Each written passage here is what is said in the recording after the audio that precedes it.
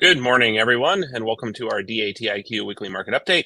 This is our update for March 26th, 2024.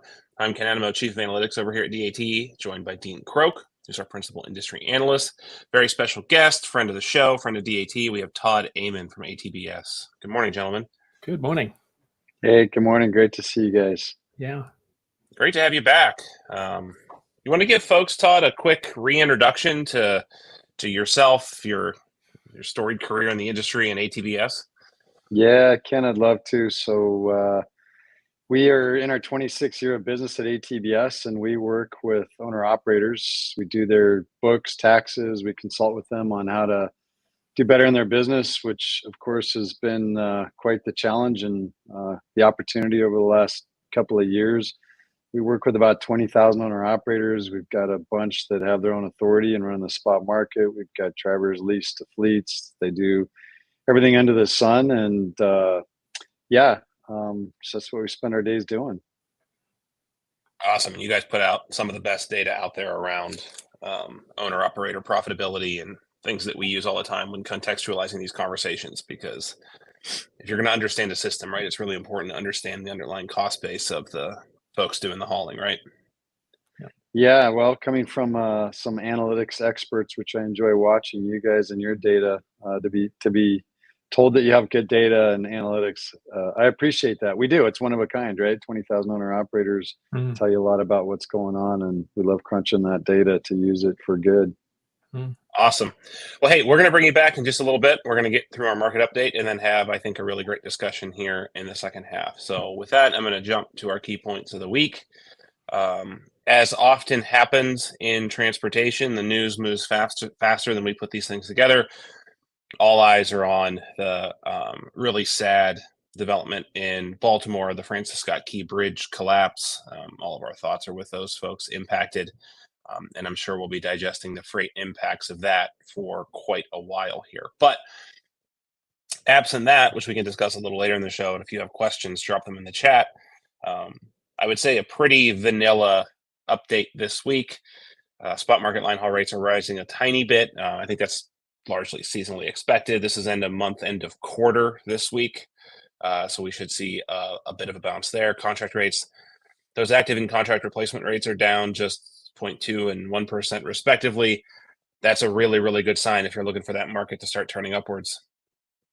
This is basically a measure of the new rates entering the rounding guide on the contract side as a differential to the old. The Michigan State Truckload Ton Mile Index in January was down about 1% month over month and 2% year over year. And then ATA Tonnage Index bounced back in February, up 4.3 month over month, but still down about 1.5% year over year. I will now turn it over to Dean for our market update. Dean? Yeah, thanks, Ken. Let's start off with the load-to-truck ratio in dry van. Load post volumes down slightly last week, still 15% up over the last month and about 3% higher than this time last year.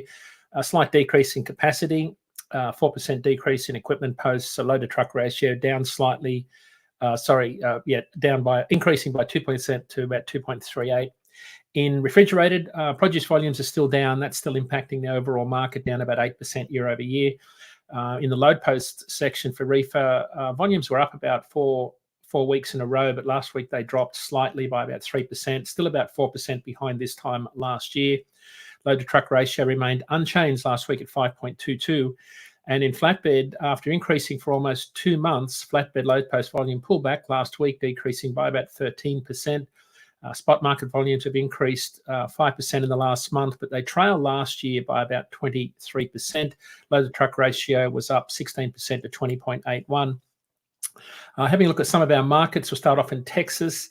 Even though the outbound volume of loads was down 5% last week, line haul rates increased by 4 cents a mile to a state average of $1.56. That's the 5th week of successive gains for outbound Texas. Remember, these are line haul rates excluding fuel. The combined Dallas-Fort Worth Metroplex reported solid gains. Spot rates up 2% week over week, averaging $1.43. Laredo, the largest commercial truck crossing zone for loads from Mexico, loads moved up 6%. Capacity tightened, spot rates up 5 cents a mile to $1.78. In refrigerated, capacity was slightly tighter last week in Los Angeles, one of our bigger markets. Rates are up 3 cents a mile, averaging $1.95 for outbound reefer loads. The volume of loads moving, these aren't load posts, these are loads moving, was down 6%, but remains up 5% month over month and about 17% year over year. So solid volumes of loads moving out of Los Angeles.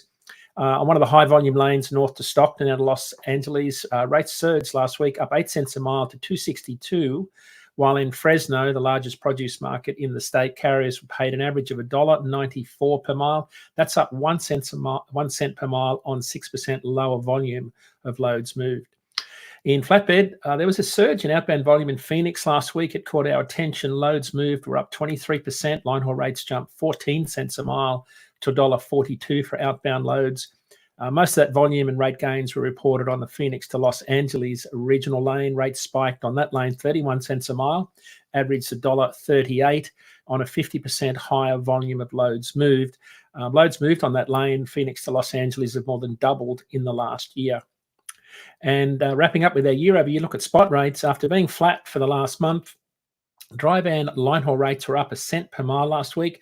That's the first weekly gain we've had since mid-January's national freeze.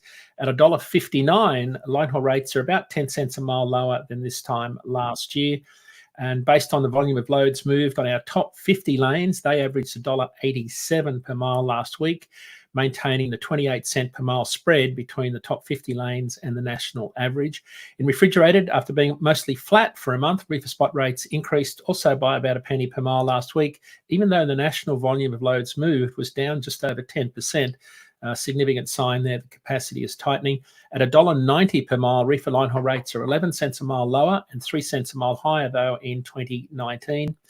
And lastly, in flatbed, the volume of flatbed loads moved last week slowed down slightly, up about 12% in the last month, though, which is not surprising given we're in that spring construction planting season mode. Freight moving in the flatbed spot market is just over 1% higher than this time last year. Spot rates are up 3 cents a mile last week to a national average of $2.03. That's it for the market update. If you want to find out more about what's happening in freight, go to dat.com/market update. That'll be published this evening. You can download our weekly report there, including all of the charts from today's show. Back to you, Ken, for the short terms. Thank you very much. So this week we have our short-term forecast. As always, the blue line is the historical 7-day weighted moving average line haul rate at the national level, excluding fuel. And then we have a forecast ensemble of 4 different models. We have Ratecast, we have a short-term model in red, which is more heavily weighted towards near-term data. And then you have intermediate models in yellow and gray. I think this is a time of the year when the models are really confused about when that inflection point is going to be. You see that down to the right trend. It's pretty prevalent. I don't really believe any of those are going to materialize. I think sometime this week, if not bleeding into next week, you'll start to see that seasonal push up into the right. And as that happens, these models will start to correct in that direction. You know, we talk a lot about how forecasting models, especially in freight, the time series models, they do a really, really good job once they have a sense of which way the wind's blowing.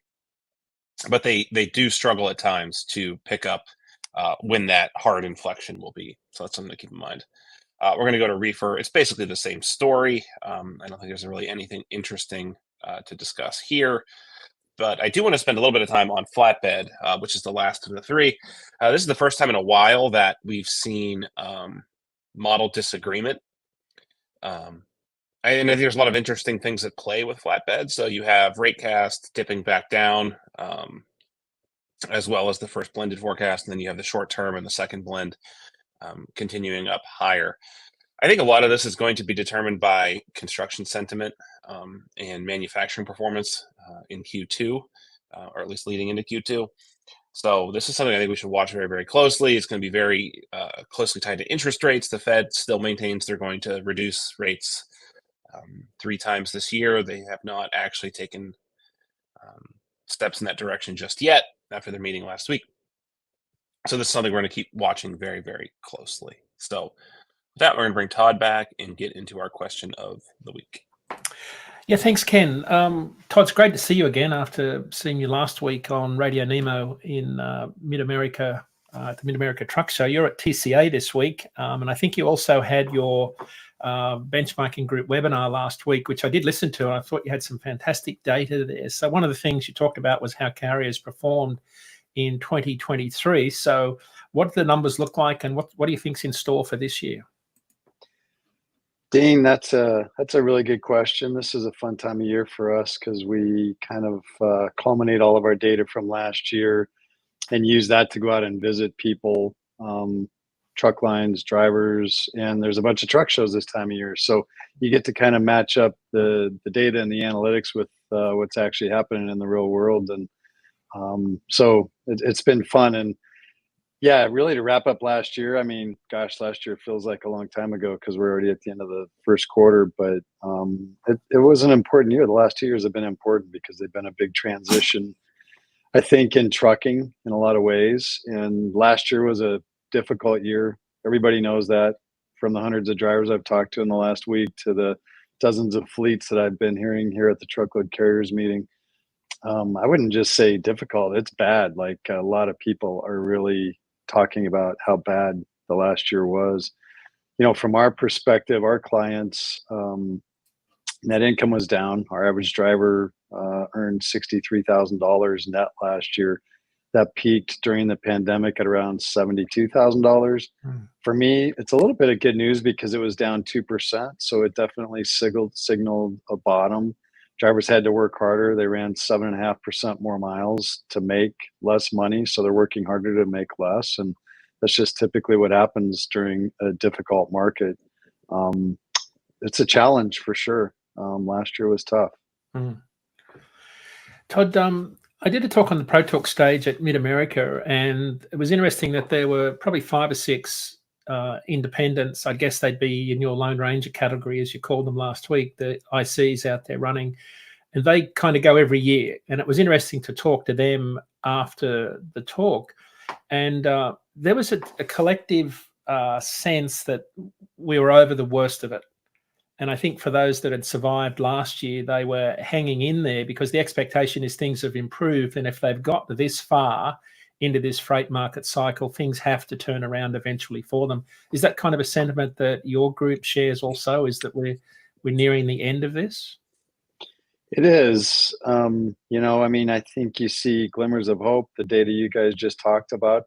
The hard part is we've seen that. Like, we saw that last August. We saw a little bit in January. You know, some of that is seasonal, of course. So you keep thinking, yeah, here it comes. It's going to get better. Right. But the simple fact that we've been at this for over 24 months now, a bad market, and in trucking, a bad market usually is pretty violent and down and quick. And then we start climbing our way out 12 months, 14 months. So yeah, anecdotally, you know, we've had year over year net income increases starting since last October. It's not hard to beat a really crappy previous year, right? But we're at that point where definitely things are getting better, but they're also getting better because drivers change their behavior. I think a lot of bad things crept in business management during COVID because it was too easy, and drivers have had to change, and big fleets, everybody's had to change how you operate to survive this. And so, yeah, I think we're in a holding pattern with things slowly on their way up. Talk a bit about how carriers responded to your +1, -10 advice you've been talking about for probably the best part of 2 years. I think maybe not that long, but I thought it was wonderful advice about slowing down and doing more trips. How have they responded to that? Yeah, it was slow. It was really slow. We honestly started early in 2022, right after the market plummeted, fuel prices spiked, and it's pretty simple, really. +1, take one more load per month. And when you do the math on that, an average driver can net about $7,500 more, even at lower rates, because, not to go crazy on the, you know, the accounting terms, but once you cover your fixed costs, all you're paying for is fuel and maintenance, right? Once I paid my truck payment, my insurance. So that extra productivity is double profitability for me. So it took about a year. I mean, drivers ran 7.5% more miles last year, but they're also more to go for sure. And then fuel, it's easy for me to say slow down 10 miles an hour. It's really painful when you do it for 11 hours a day. But, when fuel's over $3 a gallon, been, four much of the time, it matters. It's a lot of money. And it's not just that, there's 1,000 ways to save money on fuel. But we saw fuel economy go up on average about a half mile per gallon last year too. So definitely it was a year longer than expected, but I think that's, what has helped drivers sustain through last year. Todd, how do you think the debate around where the speed limit will be set with national speed regulators will kind of force folks into those savings? Do you think that'll be net beneficial for drivers? Oh, economically, probably. I mean, very few of us, including me, have the self-discipline to drive the speed limit or under, because it's just our nature to want to get places quicker. When it's your livelihood and it's your biggest cost, there are smart people that have the self-discipline to do that. But by and large, I don't know. I know Dean spends a lot of time on the road. I spend a lot of time on the road. And during COVID, trucks blew my doors off at 85 plus miles an hour. I finally did see drivers slowing down to 70, even 65. So a mandate, I'm not a fan of government mandates. I mean, there's all kinds of things that I think are wrong with that. But in the end, yeah, it's going to save money on fuel. I think it'll be interesting. People are talking about it as if it's just 1 or 2 miles an hour of variance, but I think if that thing comes in at between 63 and 65 miles an hour, that's going to have an ELD sized ramification on the market versus if it comes in at 67, 68, or even 70 nationally. Yeah, productivity. I mean, nobody can do the math probably on what that actually means. It's a lost capacity. You're right. Like 2012 all over again, we would have an instant cut. My guess is 10% plus in capacity if people had to drive that much slower. Yeah, depending on where it's set. I think if it's in the lower 60s, you're looking at 10 to 12%. I think even at 65, 66, you're looking at 5 to 7%. I mean, just again, winging just averages. But a lot of the fleets, right, that do it, correct me if I'm wrong, Dean, and a lot of the private fleets that do this have almost a contextual limiter where it's X amount. You know what I mean? Like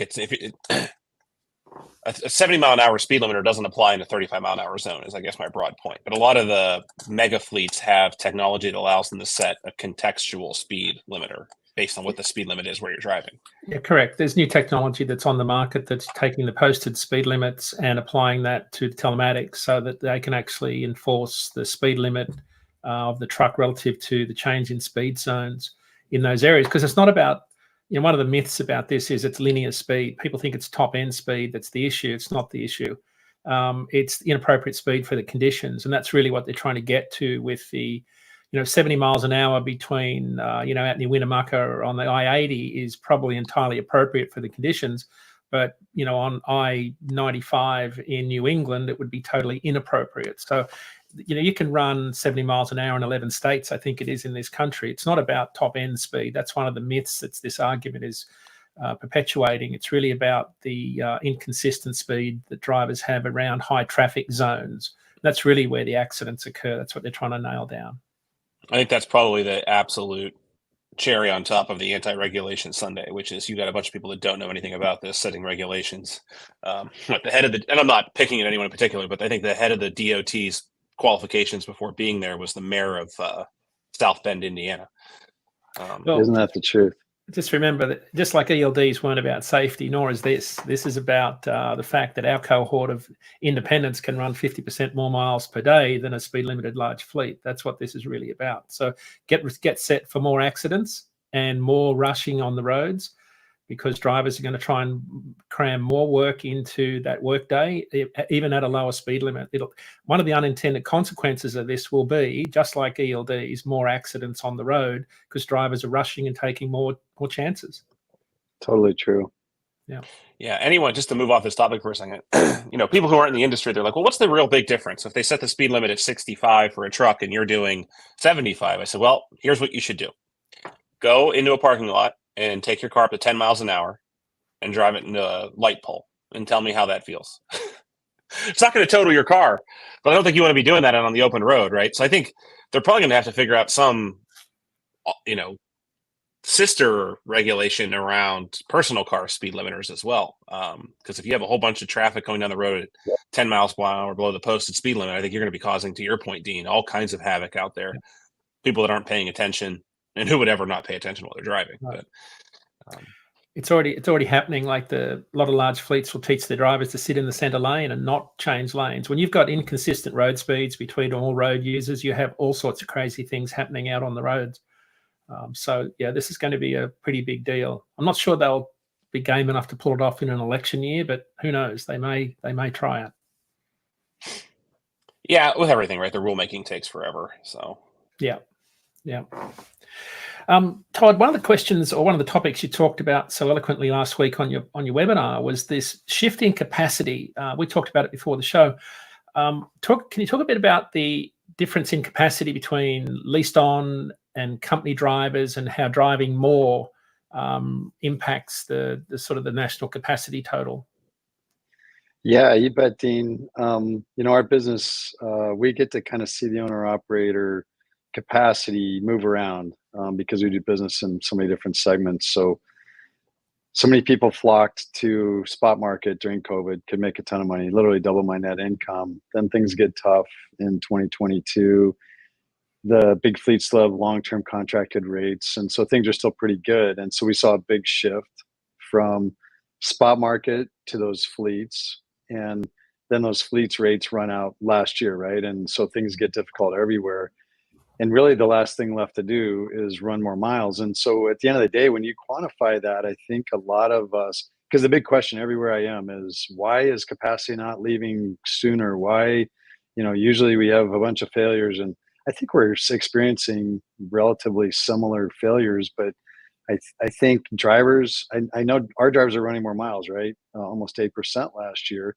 Owner operators are more aggressive by their nature, but company trucks too. If you look at public earnings reports, they don't necessarily report that like as a big item. But if you look at year-over-year miles at most big public fleets, they're running more miles on company trucks. So you take a couple million trucks, even running a few percentage points, and that's like adding 50 to 75,000 trucks into our business. So even though we've got business failures and people leaving and fleets leaving, the extra mileage, and we got a long ways to go. Our average client ran 105,000 miles before COVID.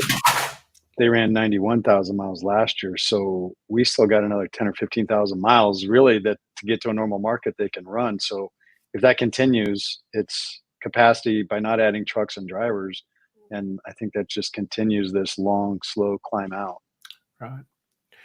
One of the data points you touched on, and we talked about this on the Radio Nemo show, was this difference between what you can earn in the spot market versus what it costs you. Can you talk a little bit about where leased on rates are and what sort of operating costs someone would need to be thinking about to have their own authority and trailer? And that can sort of lead into where we think spot rates would need to be for that to be a viable proposition. Yeah, our math has always been around 50 cents a mile. $50,000 is what I need to go to the spot market to make equal money, because when I leave a fleet, I got to do a lot of my own stuff, my own trailer, my own loads, my own bad debt, my own insurance, all those kinds of things. And that differential during COVID got to be at $1.34. That's why money was so good.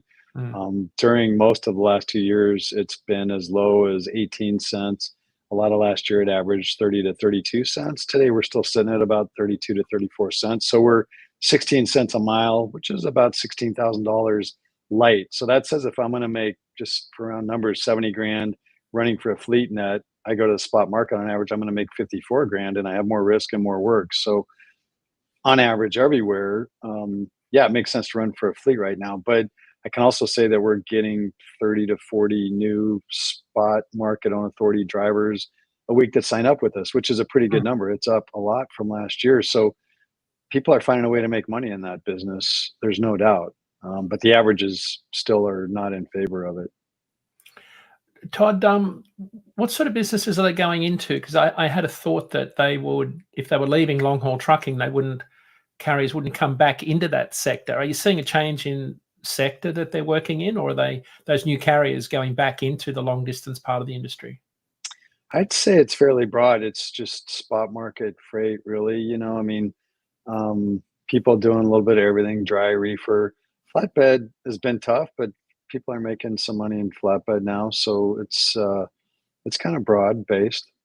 Mm.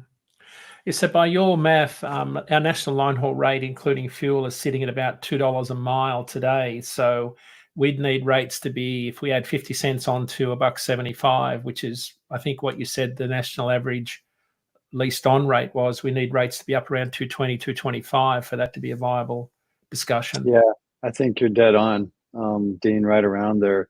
A lot of the fleets I've been at the last, month have asked me, we have all these guys. We literally have a line of guys with their own trucks wanting to drive for us. And Mm. we know at some point they're going to want to leave. When is that going to happen? And I said, when it gets to 50 cent per mile differential. Right. So yeah, we need another 20 cents if fuel stays flat in the spot market for it to become more lucrative. Mm.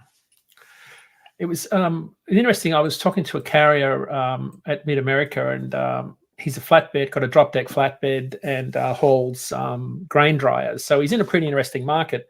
And one of the growth sectors he was talking about was the grain industry, because a lot of the farms are consolidating, they're getting bigger, so they need more grain storage.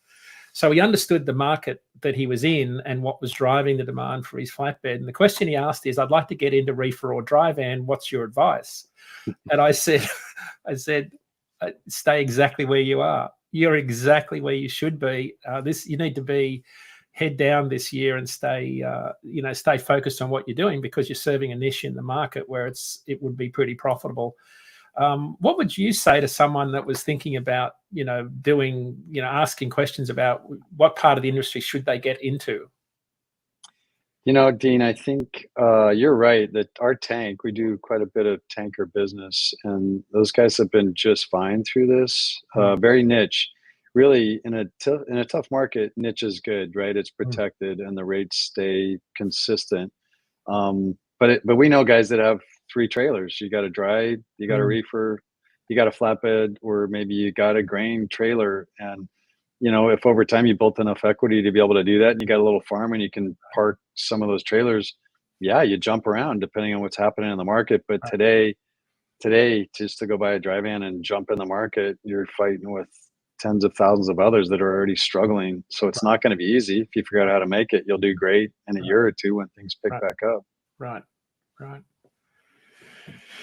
Yeah. Hey, Todd, I had a question as we're starting to wrap up here. There's been some chatter among some of the more fringe groups out there of a national minimum freight rate. What are your thoughts, generally speaking, there?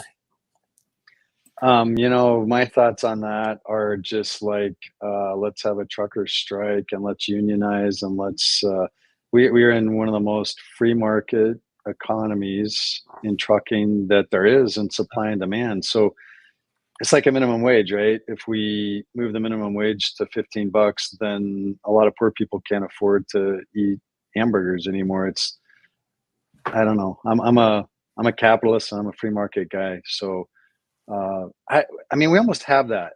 You guys and the data out there, I mean, we know data so quickly today that we know what the minimum rate is.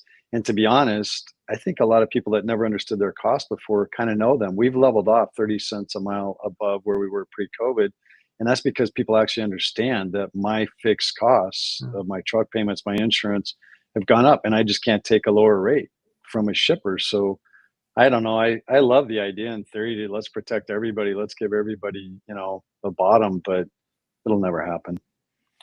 Yeah, I agree. It'll never happen. I also agree it's a really bad idea. I mean, price floors create surpluses, right? And if you're not going to find a way, the government can subsidize corn by ethanol and other type activities, right? But trucking transportation can't be stored. So it sounds good. Yeah, it sounds great. And you also got to realize, right, these folks aren't employees, right? So I don't even know that the minimum wage analogy that's being pressed out there holds, right? They're a business offering their services, not an employer being compensated. But anyway, anything else, Dean? That's it for the core of the show. I've got some shout outs if you want to quickly cover those. Please. Yeah, Dan Deegan and I will be on Sales Chatter with Jeff and Dickinson tomorrow at 11 a.m. Eastern. That's day-to-day Wednesday. We're on Landline now, as always, on Sirius XM, channel 146, Road Dog Radio. 7 p.m. tomorrow night. On the latest Freightvine podcast, Dr. Chris Kaplis is with Dylan Alperin. He's VP at Kevlar, talking about the impact of AI on RFPs. Next week's show, we've got a friend of the show back, Ibrahim Bayan from Nuveen in Atlanta, talking about all things warehousing and property. And with that, it's back to you, Ken, to wrap up the show. Hey, Todd, how can folks get in touch with you or ATBS?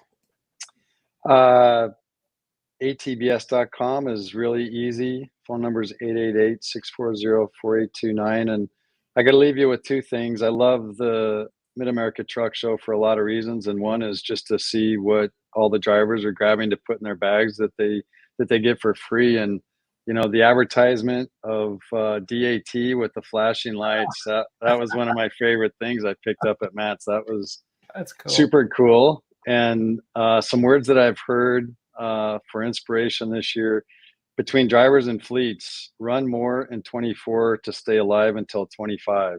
That's the mantra for the rest of the year. Love it. I love that.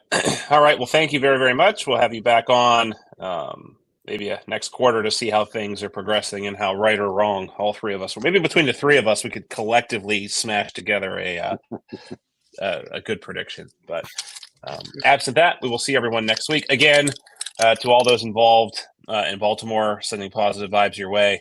To all the rescue workers that'll be taking some risks to rectify that situation, we thank them for their bravery. So all eyes on Baltimore.